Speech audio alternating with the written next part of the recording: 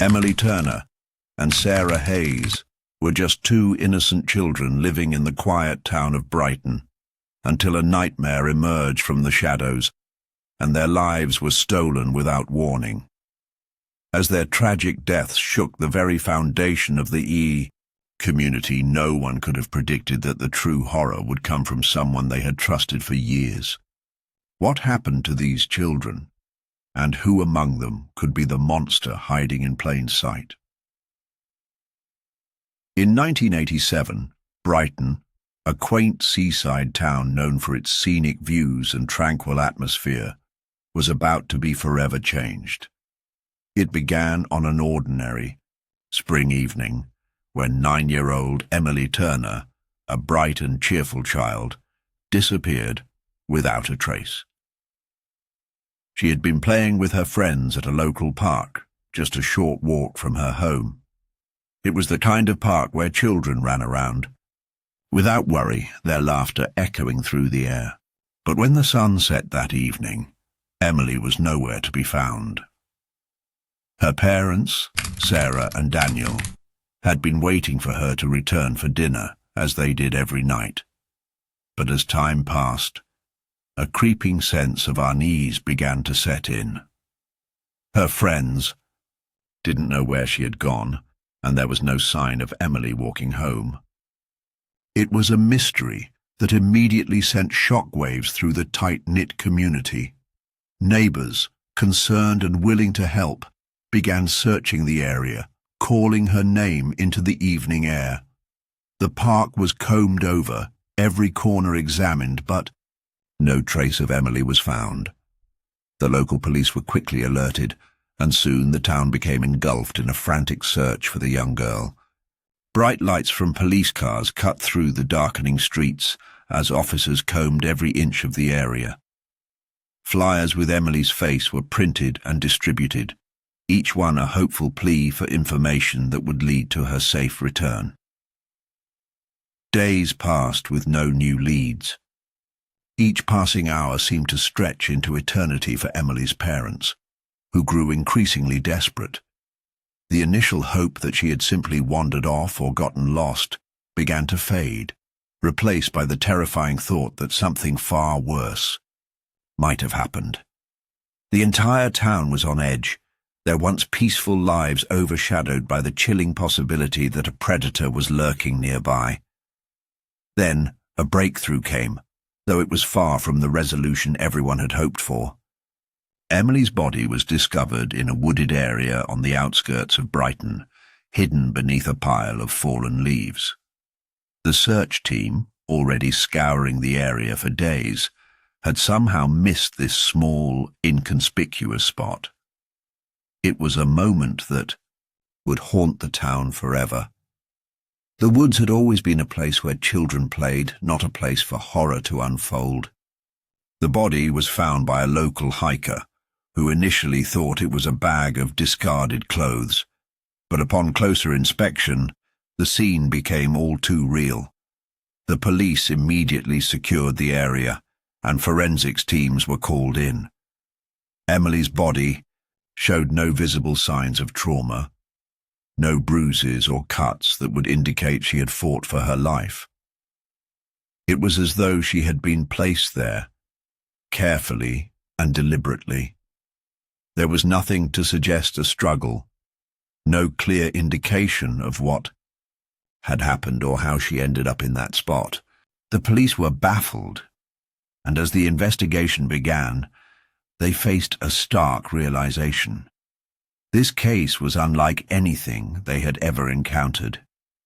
The town, once filled with hope and optimism, was now overshadowed by fear, and the uncertainty only deepened when the truth refused to surface. In the absence of answers, the community was left with an unsettling question. Who could have done this to such an innocent child? What had driven someone to take Emily's life, and why was there no obvious trace of who was responsible? The case began to haunt everyone, leaving them with a chilling sense of vulnerability, unsure of what to expect next. The disappearance of Emily Turner marked the beginning of a series of events that would forever change the fabric of Brighton's peaceful existence. As weeks passed after Emily Turner's tragic death, the town of Brighton, once a peaceful coastal escape, found itself in a state of lingering unease. The unsettling sense of loss hung in the air, but most people held on to a fragile hope that such a tragedy would not strike again. The authorities, though exhausted from their failed search for answers, kept a watchful eye on the streets. Yet, the town began to breathe a little easier, assuming that whatever had happened to Emily would not repeat itself. But that sense of security was shattered when, just 2 months later, another child vanished. Sarah Hayes, an 11-year-old girl, was well known and loved in Brighton. She had bright eyes, a mischievous smile, and an adventurous spirit that kept her constantly running about the town, playing with her friends. On the afternoon she disappeared, Sarah had been walking home from school, just like she did every day. It was an ordinary day, the kind that, as the weeks passed with no answers, the residents of Brighton began to grow restless. Fear was becoming a constant companion in their daily lives, and the once vibrant streets now felt eerily quiet. The murders of Emily Turner and Sarah Hayes were the talk of every corner shop, every cafe, and every home.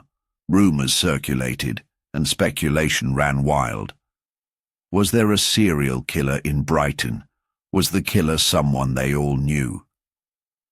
The town was gripped by a collective sense of unease, but still the police had no solid leads. Despite their tireless efforts, the case seemed to be going nowhere. Then, a new lead came from an unlikely source, a local teenager named John Bennett. John, a 16-year-old boy known for his love of skateboarding and his penchant for late-night walks, had been out the evening Emily Turner had vanished. He had been walking home from a friend's house around the time she disappeared. As he strolled through a small park near the area where Emily was last seen, he noticed someone unusual. At first, John didn't think much of it. He saw a tall figure, cloaked in dark clothing, moving quickly through the park, avoiding the usual routes. The person's hurried pace and the strange air of secrecy surrounding them caught John's attention, but he thought little of it. After all, it was dark, and people often moved quickly when they didn't want to be noticed. What stood out, however, was the fact that the person appeared to be heading toward the same spot where Emily was later found. When Sarah Hayes went missing 2 months later, John's memory of that evening came rushing back. The odd figure he had seen in the park now seemed to take on a far more sinister meaning. Could the man he had seen that night have something to do with both disappearances? The thought of it made his blood run cold. John had never considered the possibility of a connection before, but the more he thought about it, the more certain he became that the figure he'd seen might be involved. With a sense of urgency, John went to the police and shared what he had witnessed. At first, they were skeptical. After all, there were no clear details about the figure's appearance, and John wasn't sure if he had seen them long enough to make out any distinguishing features. But the police took the tip seriously and began to focus their attention on people who might match the description, a tall, dark figure seen near the scene of both disappearances. However, they quickly ran into a problem. Despite John's account, no one seemed to fit the bill. The town, already on edge, began to grow frustrated. Another lead had been presented, but it felt as though it too would fade into the background like all the others. Still, the police dug deeper, looking for anyone who might match the mysterious figure's description. They even began to question locals who lived near the park, hoping for some kind of breakthrough. But the more they dug, the more they realized how little they knew about the people in their own town.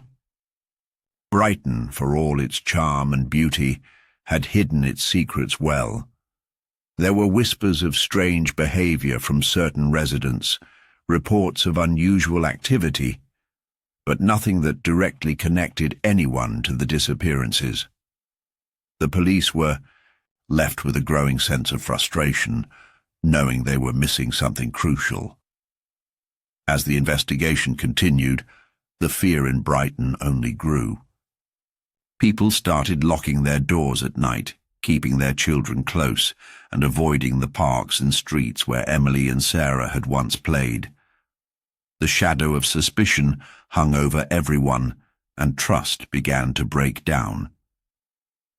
If the killer was someone they all knew, who could it be? And more importantly, why had they been able to escape notice for so long?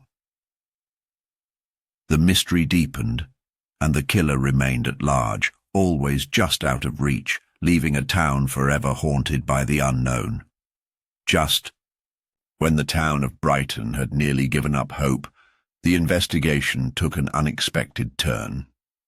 After months of fruitless searching and dead-end leads, the police turned to a piece of evidence that had been overlooked earlier, something that might hold the key to understanding the murders. A forensic team had re-examined the bodies of both Emily Turner and Sarah Hayes, searching for any overlooked clues. This time they noticed something that made their stomachs turn. Both children had been wearing identical gold necklaces. At first, the discovery seemed trivial. After all, it could just be a coincidence. Children often wore jewelry, and gold necklaces were not exactly rare. But when the investigators dug deeper, they uncovered a chilling connection. The necklaces were not mass-produced items. They were custom-made. Each one had a small engraving on the back, a tiny but distinct mark that made them unique. The police traced the origin of the necklaces to a local jewelry shop owned by Thomas Avery, a quiet man in his late 40s who had been part of the Brighton community for years. Thomas Avery. As Brighton slowly processed the shock of their discovery, the truth about Thomas Avery began to unravel in the most chilling way possible. The town, once a picture of safety and charm, now felt suffocated by the weight of its own fears. Avery's trial became the center of attention, a dark spectacle that gripped not only the town, but the entire nation. The idea that a man who had been part of the community for so long could be responsible for the brutal murders of Emily Turner and Sarah Hayes was nearly impossible to comprehend. During the trial, the full extent of Avery's twisted motivations came to light. The prosecution painted a picture of a man who had been hiding his dark urges behind a mask of normalcy for years. He was known for his quiet demeanor, his seemingly harmless interactions with children, and his unassuming presence in the town. But beneath the surface, he harbored a chilling obsession with children, one that had escalated into something far more terrifying. Avery's obsession, it turned out, was rooted in a belief that he was helping the children he took. He had convinced himself that he was reuniting them with their true purpose, though no one ever truly understood what that meant. As the trial progressed, experts revealed that Avery's mental state had deteriorated over time, leading him to a place where he believed he was fulfilling a higher calling by murdering these innocent children. His bizarre justification for his actions made the horror even more profound, as he seemed to truly believe that what he was doing was necessary. His calm, emotionless demeanor throughout the proceedings only added to the terror. He didn't seem like a man struggling with guilt or fear.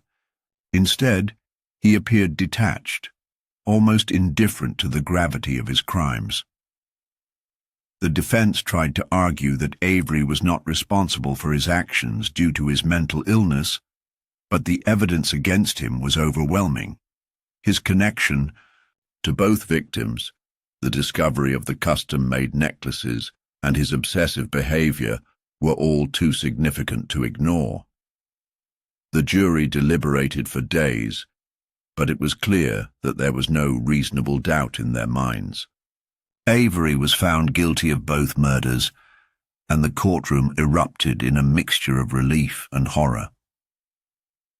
Despite his conviction, the town of Brighton was left to grapple with the aftermath. The realization that a killer had lived among them for so long, blending in with the community and even gaining the trust of local families, left a deep scar on the town's psyche. People began to question everything they thought they knew about their neighbors, and the feeling of safety that had once been a hallmark of life in Brighton was forever shattered. In the years that followed, the memory of Emily Turner and Sarah Hayes lingered in the town's consciousness. Memorials were erected in their honor, and the community tried to heal, but the wounds were slow to close. Brighton, once a symbol of peace, had become a place forever marked by tragedy. The town was forced to reckon with the fact that evil could hide in plain sight, even in the most unsuspecting of places. As for Thomas Avery, he spent the rest of his days in a high-security psychiatric facility, locked away from the world he had once been a part of. The town, however, would never forget the terror he had brought into their lives.